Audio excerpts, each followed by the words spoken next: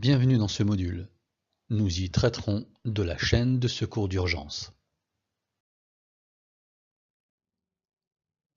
Transmettre au service de secours d'urgence les informations est nécessaire à leur intervention.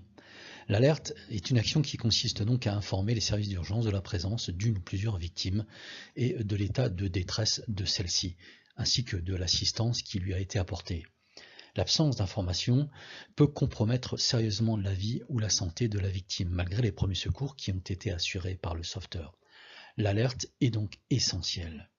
En France, les secours et les services de soins sont organisés sous la forme d'une chaîne de secours, dont le premier maillon est intimement lié au sauveteur qui donne l'alerte et qui intervient.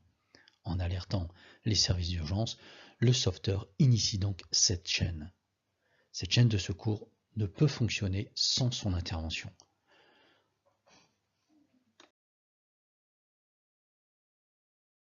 La transmission des informations aux services d'urgence doit être rapide et précise pour diminuer les délais de mise en œuvre de la chaîne de secours. La chaîne de secours d'urgence se décompose de la manière suivante. Tout d'abord, ne pas oublier ce que nous avons vu tout au début de cette formation, protéger la zone de danger. Alerter une fois qu'on a pris connaissance de ce qui se passait et appliquer les gestes de secours d'urgence que nous verrons dans un module ultérieur.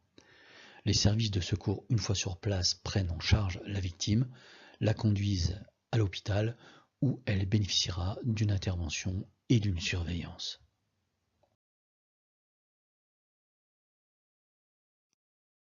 La chaîne de secours d'urgence peut donc se résumer par les 3 points clés suivants.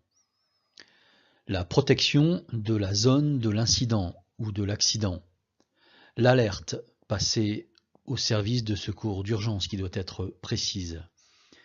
Et enfin, les gestes de premier secours d'urgence prodigués à la victime ou aux victimes. Dans certains cas, l'on verra qu'il faut tout d'abord secourir la victime et faire alerter simultanément par un témoin, mais nous verrons tout cela dans les gestes de premier secours d'urgence dans le module consacré aux gestes techniques. Ce module est à présent terminé. Le module suivant sera consacré au développement de l'enfant. Merci de votre attention.